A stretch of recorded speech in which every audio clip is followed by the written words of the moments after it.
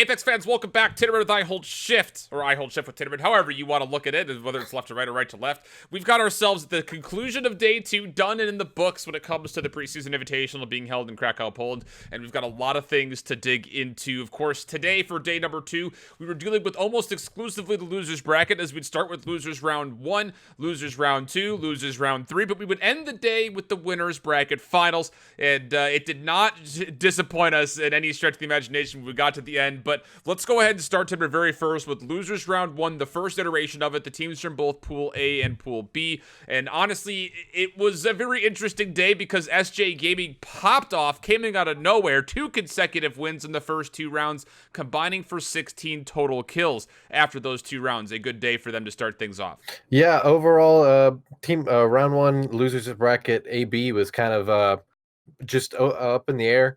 Not the greatest teams there, but Sonics also fragged out with 32 kills across their 3 maps.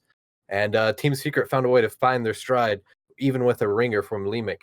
Yeah, that's the big news. We talked a lot about this Team Secret squad when we were mentioning in our teams to watch, thinking that they would do well. Yusuf doesn't make it. He's not able to get there. They have to put a fill in, and they do pretty well, at least today. First day, not so much. And then Samsung Morningstar is also with 2 top 3 finishes here, which is enough to put them in 3rd place. You can see how the breakdown would go down. 3rd Impact also making their way through that losers bracket round 1 as well as Triumph. But going into the second iteration of losers round 1 with pools C and D being here, Fnatic EU and Lazarus really coming to life. Huge kill rounds, very consistent for them to get things going. And, again, we talked about Lazarus kind of having a little bit of a surprise during the X Games as far as how they finished. We kind of saw more realistic images of them yesterday, but Fnatic EU was a team that we didn't really talk a lot about going in. Our expectations weren't super high, but they came out on fire today.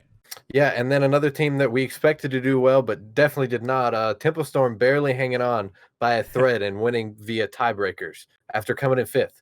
Yeah, that's rough. And then Pittsburgh Knights and Team Liquid Blue also they did just enough to hang in there. Yeah, and it was just kind of surprising. I mean, Pittsburgh Knights able to find themselves that 8-kill win in round number 1 was great for them. But then it was a 12th place and 15th place finish. And you just kind of wonder where the consistency of that squad is. Team Liquid Blue, again, that was the Team Liquid squad that we thought was going to do best. But yeah, Tempo Storm barely hanging on. So the top 10 from both of those rounds would go into losers round 2. They would be matched up against losers from winners round 2 here. So you're going to see a couple of extra weighted groups coming through in the A version of losers round 2. Team Secret, they finish on top, but it wasn't without drama because they finished 13th and 17th. That was good enough for 19th in the group going into round 3 with only 3 points. They get a 14-kill win, and they're able to take over first with the performance. And we saw, okay, Team Secret, they're doing pretty well through losers bracket round 1. This was the kind of iteration for me. It says this squad actually is stupid good. Yeah, they are really clutch. They pick up where they need to in the biggest moments. And then Reciprocity get some consistent finishes, and maybe that squad is finally figuring things out. And I know they did a complete hero swap around for the entire roster. Yeah, the Watson being put on for Snipe Down instead of it was what a Frexus. I mean, they brought it up on the desk talking about how, like, your controller player, sure, like, if he's going to get aggressive, you want that aim assist to lock in at close range, but you need to be able to flick and go crazy wild with those fights, especially late game. And that's where they really struggled a lot earlier, was what it came down to, those entry frags that you were expecting to see coming out of a Wraith player. Yeah, and the controller, you can't move as well as you need to when you need to be a Wraith player. And then Gingy and Samsung also, after doing so well, Samsung did so well in round 1 AB, and they completely dropped the ball once again. Yeah, it's kind of disappointing to see. Gen G, of course, not the greatest performance for them at X Games in 19th, but Samsung and Morningstars was another one of those squads that we were kind of looking for. So over to Pool B of round 2, Fnatic and Lazarus.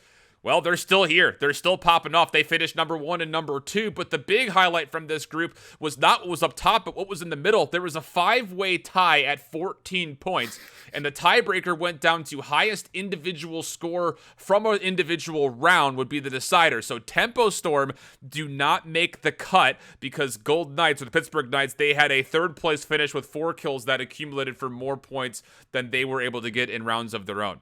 I mean, that was super tense, especially as a Knights fan. That was insanely intense, and I expected Tempo Storm because I didn't know how the tiebreaker would go.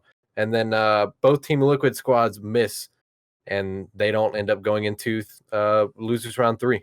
Yeah, and Alliance, who actually had a really good group stage rather, will also get sent home here, not doing very well. They go off in the 18th spot. So a little bit of trouble there for those guys to get things going, but we would be sent to losers round 3, and this is where a handful of new names would pop off for us. Wyvern, again, they had a great group stage, but they popped off with 27 kills just through 2 rounds, getting them the number 1 spot, just barely at 41 points, because Alistar show up and they make their name known. Shoutouts to G Dolphin, homie from Realm Royale days, as they finish in 2nd place with another strong finish. 1st place win with 17 kills in round number 2, a great performance for them. Yeah, that squad completely frags out. And then both Fnatic teams barely missing in the 11th and 12th spots, and they're sent home. They won't be going through to the loser brackets finals tomorrow. And then Reciprocity, they also, just like Team Secret, drop 2 20 place rounds, and then they pop off round 3 and barely make it in at the 10th spot to edge out those Fnatic squads. Yeah, it was really funny. I'm actually glad that they found the opportunity to find the perspective and build that narrative while that game was going on, because you could kind of feel that something was going to happen with that Reciprocity squad based on how the circle was maneuvering for them, getting them to high ground, right above farms throughout a lot of it. They frag out. They could do a really nice job killing. And then as soon as they fell, and I think this was kind of missed a little bit, Team Secret actually did the exact same thing. They needed a monster game because they finished 13th and 9th in their first 2 rounds with 0 kills. They would end up winning that round with 12 kills, getting them up to number 5 in the group. Pretty insane, but Lazarus would cool off here, as well as Fnatic EU. They would also drop away, so not quite able to make it to that losers bracket final. That would complete the coverage for the losers bracket as we jump back up to the winners final. Again, only 1 game for these guys to get going, but it would go from 3 rounds to 4, so an extra round to play with here, and really not a lot changed. 7, 8, 9. Zania with huge moments all the way throughout. Nothing more dramatic than this finish of round number 1.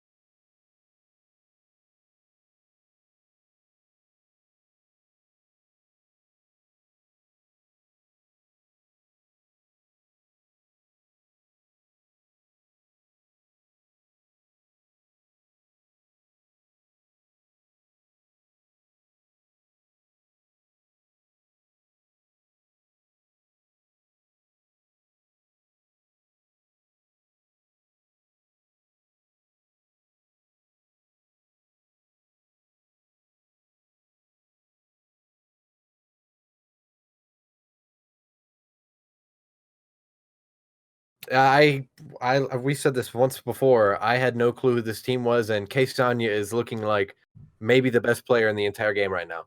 Period. And yeah, period. No, I mean that 1v3 clutch was iconic almost. Like I don't know if we'll ever see that again.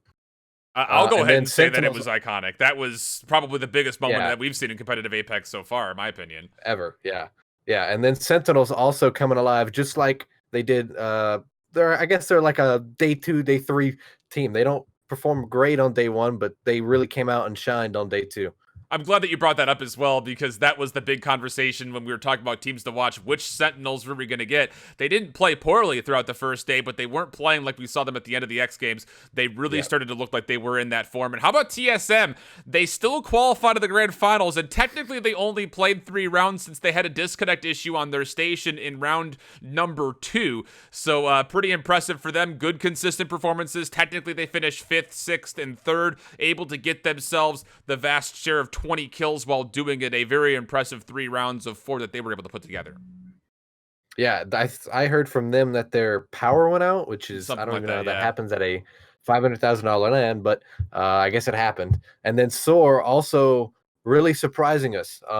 They looked great today. They had a first place 13 kill, and the other 3 rounds they were absent, it seems. But I guess they made it happen when it needed to. Yep, and that's what you wanted to see. Again, this is a team that we didn't really highlight much, but they're performing well. NRG able to make it into the grand finals by a single point. as they did not have the greatest of days, but like Dizzy says, hey, it's better to get in than not get in at all. So, or get in at 10th rather than not get in at all. But the biggest surprise, I think, was the simple fact that G2 Esports, after their masterful day one, only pull 3 total kills. They finished dead last in 20th, so they will drop down to the losers finals. That'll be what we get tomorrow, plus the grand finals. But before we exit this video, I want to highlight some top performers from day number 2, independently from day number 1. Again, 7, 8, 9 across the board, still ripping it up as the number 1 spot. But more surprisingly was the fact that Fnatic EU, they had a very strong start to the day in the losers round 1 and round 2, but they could not get the job done in losers round 3. Even though they had great averages, they weren't able to fully get into extending their tournament life. Yeah, one of the best averages, but they won't be able to make it. And then Soar also once again really showing up when they needed to on day 2. And FlyQuest, they're slowly moving up the rankings. They seem to have a consistency issue. I know they got taken out. I think round 1 they lost to 50-50 against Na'Vi, which they later got revenge for. Their Twitter was kind of funny about that. But as far as the top individual performances, Alistar had the top round score at 29 points. That was a great round from them. Again, making a name for themselves while doing it in losers round 3. That happened in round 2 of that sequence. And then beyond that, you're also taking a look at the highest individual kill round was from Wyvern. They found themselves 18 kills in round 1 of losers round 3. And then the most deadly squad, best finishing squad, once again going to 7, 8, 9, 7.5 average kills per drop, and an average placement of 4.5, or right in between 4th and 5th. A great day for them, but that's not it. We do also have a full rankings of the teams 1 to 80, and I will say just before we go in this one, this will include some eliminated teams based on their overall performances. When we go into tomorrow's day 3, I will segment these teams out by where they finish, so you won't be seeing teams that made the winners finals or the grand finals underneath teams that got eliminated in losers round 3. 7, 8, 9 again in first place, looking like absolutely the best team here. Yeah, I maybe if TSM gets another round, they can take it. Sure, Imperial Hall was pretty toxic on Twitter, where they got 3rd place even while dropping a complete round. And but right now, I don't see any team taking out 7, 8, 9. Kaysani's ability to stay alive in the circle late game by himself. That I think he did that twice, where he got a top 5 finish by himself. Like, I don't even know how you do that. And again, Fnatic EU, great numbers across the board from this tournament, just unfortunately not able to get in. Again, missing that cut by just a couple of points. Soar, like you mentioned, also really showing up at 13th. But you look down into the 20th ranks, it's FlyQuest, like you mentioned, moving up the rankings pretty dramatically. They were 30th or something like that after day number 1, now 21st. And then you look at the 22nd and 23rd teams, NRG and CounterLogic still hanging in there, still very much so in the conversation. They keep barely squeaking in, and I don't know how long that'll last, but well, I guess we'll just have to see tomorrow, right? And then Team Liquid, both 32 and 34 spots, unfortunately, even the same round. And I don't know if that's a roster issue, but I guess we'll have to see. Yeah, Madruski filling in kind of last minute as well. Maybe not the greatest situations for that white squad, but regardless, a little bit of a disappointment for them. Reciprocity, you speak about squeaking in. We mentioned it a lot. They're sitting in the 42nd spot based on their numbers, which is not great at all, but they're still alive. Same copyrighted story here for Ringers. How are they still in this tournament? Lowest ranked team, currently not eliminated yet. It's pretty wild to see that Teenage and the squad are still hanging in there. Yeah, I didn't expect this team to. Well, I didn't expect them to go as far as they did, but they're really showing out. Why they? I don't know. Are they showing out though? They're still alive. Top so 30. They're top 30, but barely. Yeah, and then Tempo Storm, definitely a disappointing finish after that 5th place from EXP. It's a different roster, but this is their older roster. If anything, this should be their better roster. Yeah. Without Monsoon. Maybe just kind of maybe they'll have to go back to the drawing board. Yeah, maybe think that Monsoon is just too solid as he is. And again, the 61 through 80 is actually the same as day number 1. Again, like I mentioned, tomorrow's rankings, I'll separate the teams based on where exactly they finished in the bracket, regardless of their averages and totals. Again, tomorrow, losers round, or pardon me, losers round. It's a losers finals and then grand finals. Rounds up to 4 for the losers finals, up to potentially 8 for the grand finals. All of it being contingent on that score threshold. Essentially, the ruling on that, as far as we understand, is as soon as you hit 50 points, which very well could be by round 3 for some of these squads, if you win a game after you hit 50 points, the tournament is ended and the points are tallied from that round, and that'll be your final placing. So that's how things go. Again, a pleasure having you guys. If you're looking for more recaps and things like that, make sure you subscribe to the channel, hit that notification bell to know when the videos do pop up live, and we'll catch you guys for the final day recap tomorrow. Until then, hope you guys have a wonderful time. Keep pulling it down. Later. Bye-bye.